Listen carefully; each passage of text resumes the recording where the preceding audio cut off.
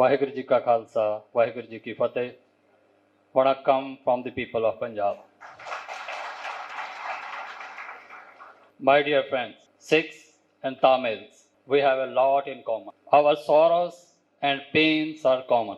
The atrocities being perpetrated on us are common. And our oppressor is also the same entity. Our martyrs and methods of martyrdom also have many commonalities. In times to come, I hope in times to come, our joys and happiness will also be in the spirit of togetherness. Today, as I stand here to pay homage on the behalf of Dal Khalsa to Thiru Sinkra Lengnar, who fasted for 76 days leading to his martyrdom, I recall the similar martyrdom of Punjabi stalwart Darshan Singh Peruman, who fasted for 74 days to attain martyrdom for Sikh homeland during the 60s of the last century. Both chose non-violence as their tool and laid down their lives. In the last decade of the last century, Tamils had armed warrior Vilupalai Prabhakaran as their hero, and Sikhs had a hero in the persona of Sant Jarnail Singh Pindramwale.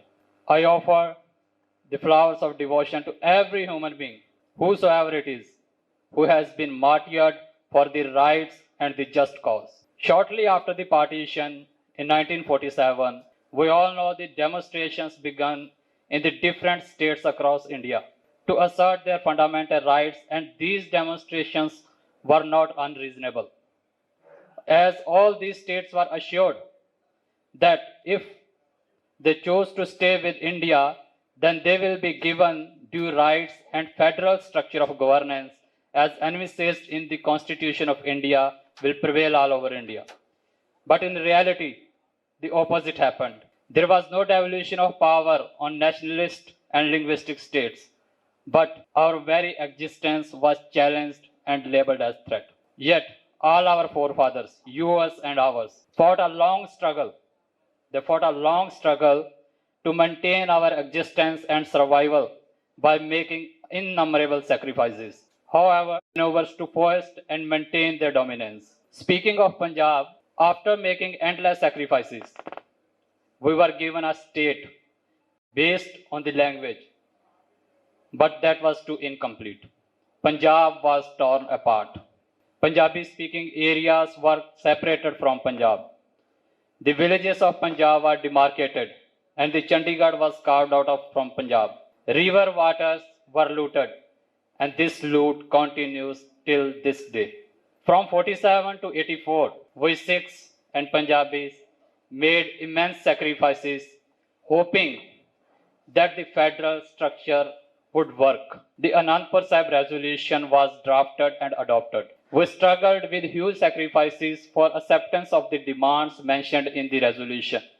And I am very well aware the contents of the Anandpur Sahib resolution resonated in Tamil Nadu as well, as its focus was a true federal structure.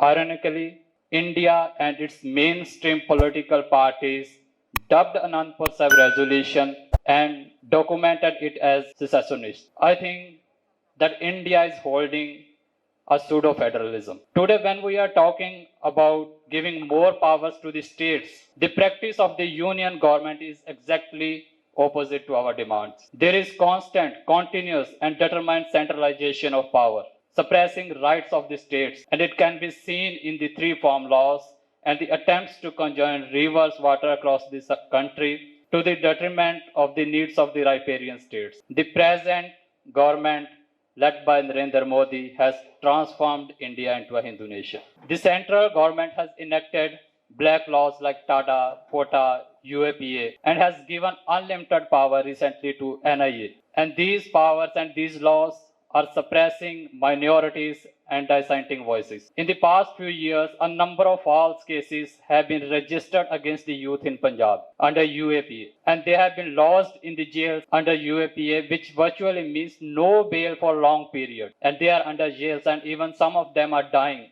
I am actually aware that this phenomenon is continuing not only in Punjab, but also in Tamil Nadu and other states. Today, anyone who raises a voice for rights is being imprisoned under these laws. We think that every state has its own political perspective, and Dal Khalsa appreciate every point of view. We Sikhs and Punjabis fought for federal structure for 3 decades, but the nuances of our struggle changed after the Indian army attacked Darbar Sahib, which is commonly known as Golden Temple, in 1984.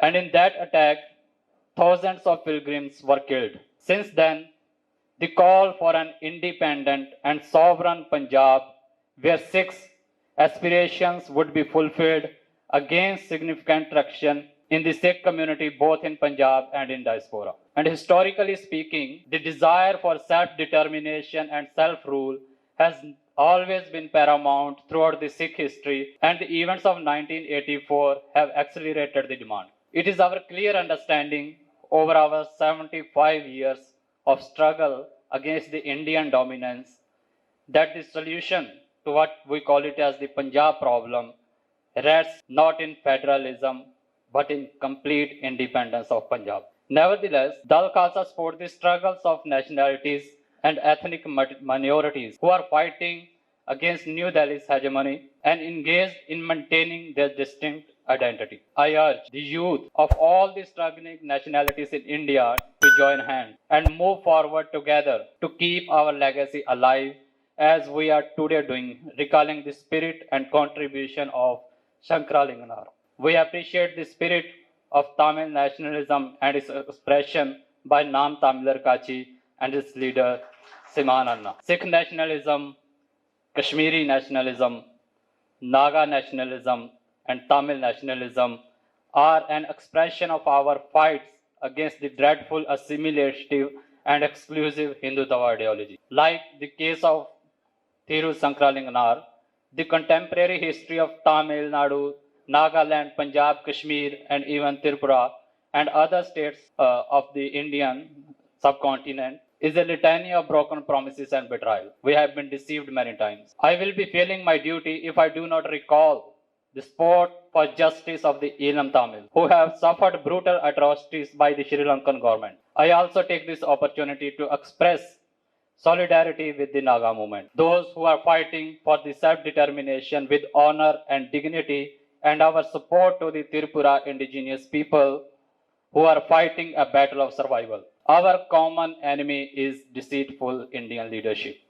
This common platform, I think it will be a harbinger for developing mutual trust and understanding of vague and united struggle against the design of a unitary Indian state. We stand by the right to self-determination for all peoples and nationalities that aspire to be free from the Indian yoke. The experiences and lessons of 40 years of Sikh journey from federalism to self-determination have strengthened our resolve to be independent. In the end, I take this opportunity to invite you to the proposed conference on the rights of the struggling people on the occasion of International Human Rights Day, that is on 10th of December 2021 in Punjab. I profusely thank you for giving me and my party this chance to share the Sikh point of view on the challenges of governance that we face in Punjab and to be part of this august gathering of nationalistic stalwart from far and wide. Thank you very much. Vanakkam, Vaheguru Ji Ka Khalsa, Vaheguru Ji Ki Fateh. எதிரி கதற எழுத்தி செயலும் விடியல் பிறக்கவே இனி அமிழ்த தமிழும் ஆட்சி ஏறி சரிதம் படைக்கவே